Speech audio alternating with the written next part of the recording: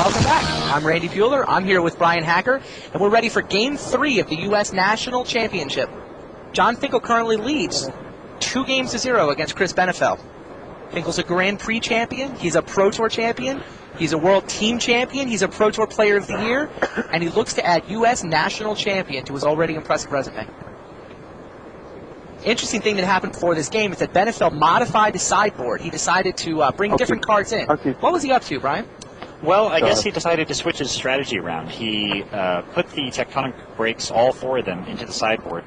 He had one going into Game 2. He also brought a Masticore into the sideboard as well.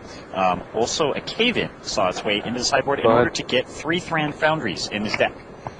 Yeah, Thran Foundry is an artifact that forces target player to shuffle their graveyard back into their library.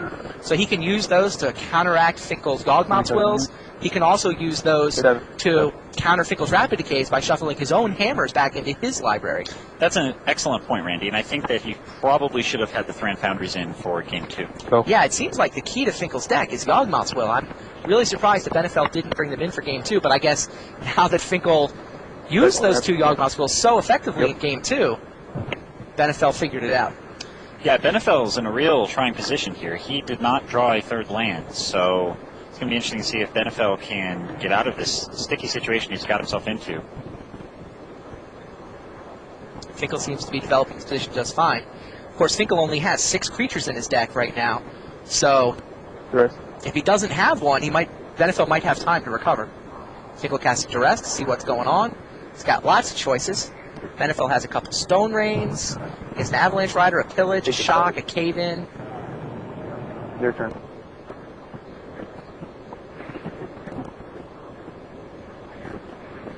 Finkel takes the Pillage.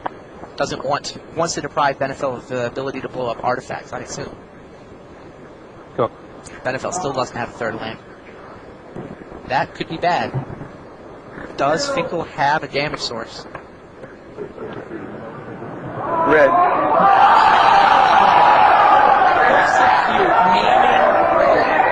Well, if Finkel made a R-rated play in Game 2, that was NC-17.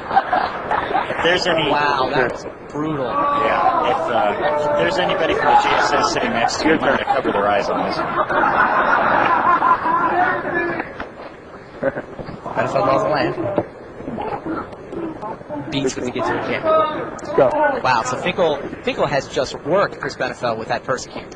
He used it against him in the Swiss, he used it against him in this match, just constantly knocking all the cards out of Benafel's hand. Benafel does still have a Masticore in his hand, but he'll need land before he can play it. The Masticore is a lot less useful when you don't have the other cards in it. And there's a damage source. There's Skittering Scourge. You could at least make it close. It's kind of fragile with only 2 toughness. But Benafel's going to have to draw an answer.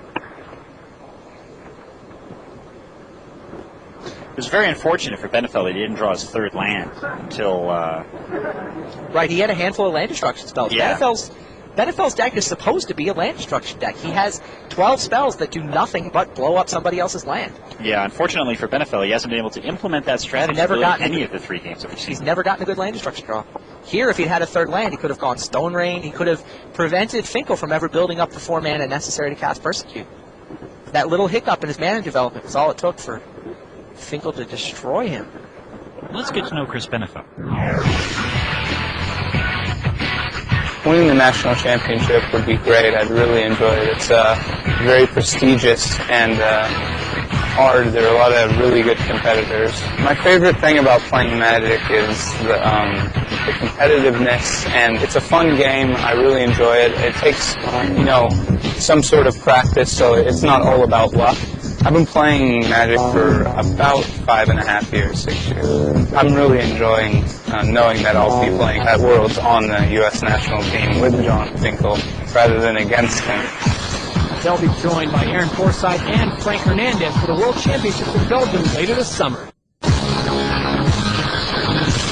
When we left Game 3, John Finkel had used Persecute to devastate Chris Benafel's position and then played a Skittering Scourge, a 3/2 flying creature. Benafel has a card called Masticore in his hand that could destroy the Scourge if only Benafel could build up to 4 lands in play. Now let's see whether Benafel can regain control of this game or if John Finkel will become the 2000 U.S. National Champion. Here's Randy and Brian with the call. Finkel casts Vampiric Tutor. One of the keys to the deck that allows him access to any card he wants.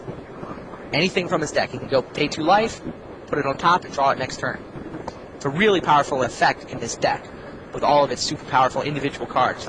Many of them are situational, so they're only good in specific circumstances, but when you can draw them at the right time, they can be devastating.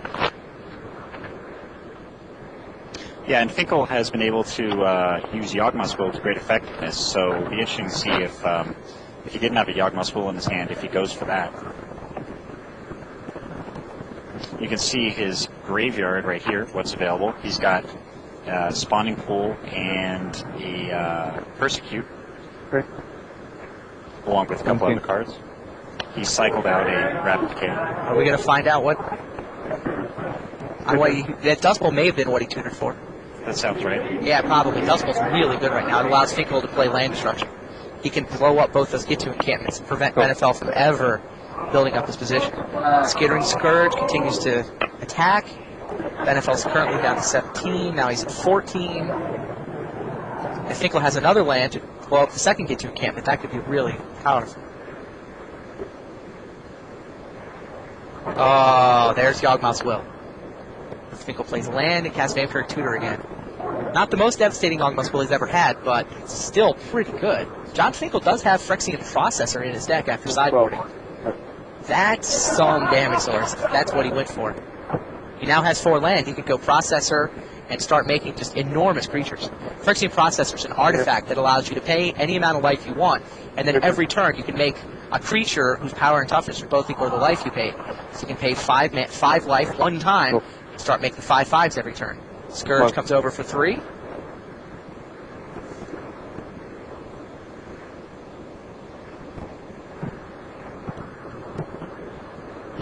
Yup. Phyrexian Processor. How much life do you think he should pay? I think probably 4 is sufficient. 4 is a real problem. Finkel paid 5. He's a little greedier than you are. The pillage destroys that was Phyrexian irrelevant, Processor. but at least they're on my side a little bit. Yeah. Wow. Finkel paid 5 life, but he never got the chance to make any big He's minion want to tokens. really beat my ass. Finkel knew Benafel did not have pillage 3 turns ago, but Benafel obviously threw it in the meantime. Still, Benafel needs an answer to Skittering Scourge. And pretty quickly. Finkel casts Sun Mask, allowing him to remove a card from Benafel's hand. He has his choice of Masticore and Avalanche Rider. Sides for Avalanche Rider. Makes sense. Finkel wants to keep his land so that his Yawgmoth's Will can be powerful. And so that his Dust Bowl can be powerful. Your turn. Yeah, I don't think Benafel's ever going to be able to build up the 4 mana necessary to cast Masticore. That Scourge may just go all the way. I believe that one Scourge may just tap 7 times and deal 21 points of damage.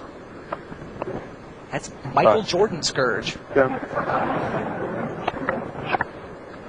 There's all my land. Hey, there's land number 4. What's interesting is he could actually play the Masticore and let it Right. go. He has no cards in his hand, but he can untap, shoot the Scourge twice before Masticore dies. Or he can get Masticore eradicated.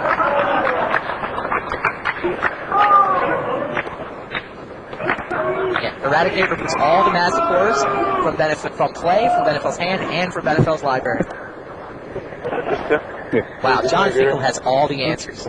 Yeah, he sure does. Well, it's more time. And I missed it. It's my fault. I think he's a That's all. command in this game, most definitely. But there's very few things that Benafel could draw that even keep him in the game.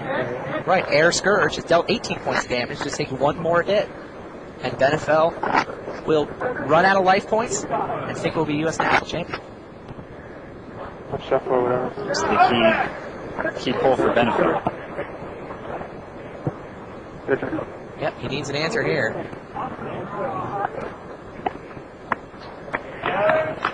Nope. John Finkel wins the U.S. National Championship.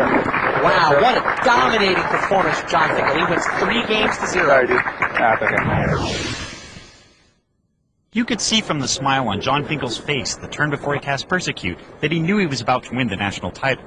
This game might have been close if Benafel had drawn a third land before Finkel's fourth turn, but he didn't, and it wasn't. Finkel's 3-0 sweep was one of the most impressive wins this young sport has ever seen. Finkel wins $25,000 for his efforts today. Next up from the top 4 finishers is the team competition at the World Championships in Brussels, Belgium. I'm very happy to be a member of the U.S. national team and to be the U.S. national champion finally. It's good to represent my country at Worlds with some good team members, and I think we'll be hearing from all of us again in a couple months in Belgium. So for Randy Buehler and Brian Hacker, I'm Todd Harris saying thanks for joining us. Be sure to tune in again on July 20th for coverage of the Magic the Gathering U.S. Draft Challenge. This has been a presentation of ESPN, the worldwide leader in sports. For more, log on to ESPN.com, part of the Go Network, go.com.